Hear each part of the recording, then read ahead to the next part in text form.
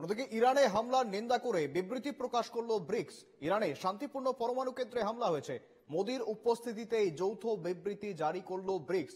নিন্দা করা হলো সামরিক হামলার, তবে বিবৃতিতে ইসরায়েল বা আমেরিকার নামোল্লেখ করা হয়নি। ব্রিক্সের সদস্য রাষ্ট্রগুলির মধ্যে ভারত ছাড়াও রয়েছে রাশিয়া, চীন এবং ব্রাজিল। ব্রিক্সের বর্ধিত জোট সঙ্গী ইরানও। গত বছরেই ব্রিক্সের সঙ্গে যুক্ত হয় ইরান। ব্রিক্সের মঞ্চে নাম না করে নিন্দা আমেরিকা এবং ইসরায়েলকে বার্তা বলেই মনে করছেন আন্তর্জাতিক সম্পর্ক বিশেষজ্ঞরা। ব্রিক্সের যৌথ বিবৃতিতে পেহেলগাঁও কাণ্ডেরও নিন্দা, মোদির উপস্থিতিতেই যৌথ বিবৃতি ব্রিক্সের। এবং নিজেদের সুবিধা দেখে সন্ত্রাসের নিন্দা করা উচিত নয়, এমনটাই জানিয়েছেন মোদি।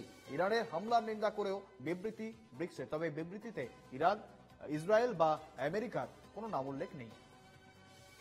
সঙ্গে রয়েছেন প্রতিনিধি বাসব রায়। বাসব, পাশাপাশি আমরা দেখেছিলাম ইরান এবং ইসরায়েলের যখন থেকে এই যুদ্ধ শুরু হয়েছিল, ভারতের অবস্থান কিন্তু একেবারে নিউট্রাল ছিল এবং বর্তমানে ব্রিক্স সম্মেলন থেকে কার্যত ইরানের উপর যে হামলা, সেই হামলার নিন্দা জানানো হয়েছে।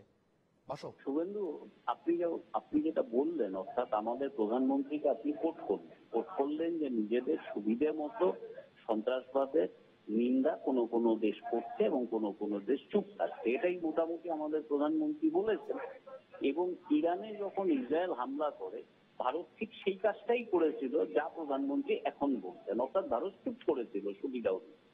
আমেরিকা যখন ইরানে হামলা করেছিল পরমাণু কেন্দ্রে, তখনও ভারত চুপ করে বসেছে, একটি শব্দও বলেনি। অর্থাৎ ইসরায়েল এবং আমেরিকা ইরানে যে হামলা করেছে, ভারত কোনো বিবৃতিতে তার নিন্দা করেনি।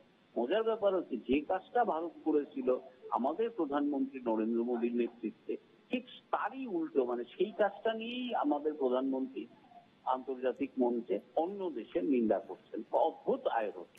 তবে এটা ঠিক যে ব্রিক্সের সদস্য দেশ হয়েছে, মানে সংযোজিত এক্সটেন্ডেড মেম্বার হয়েছে ইরান।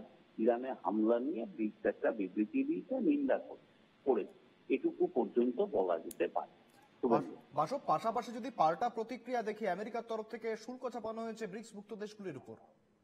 হ্যাঁ, সেটাই তো মূল যে জায়গাটা, সেটা হচ্ছে আমেরিকা, যেমন এখন তো আমেরিকা যে রাষ্ট্রসংঘ, তাকেও মোটামুটি পাত্তা দিচ্ছে না। রাষ্ট্রসংঘ যে $500 কোটি আমেরিকা দিত, সেটাই বা থেকে দেবে না স্বাস্থ্যক্ষেত্রে।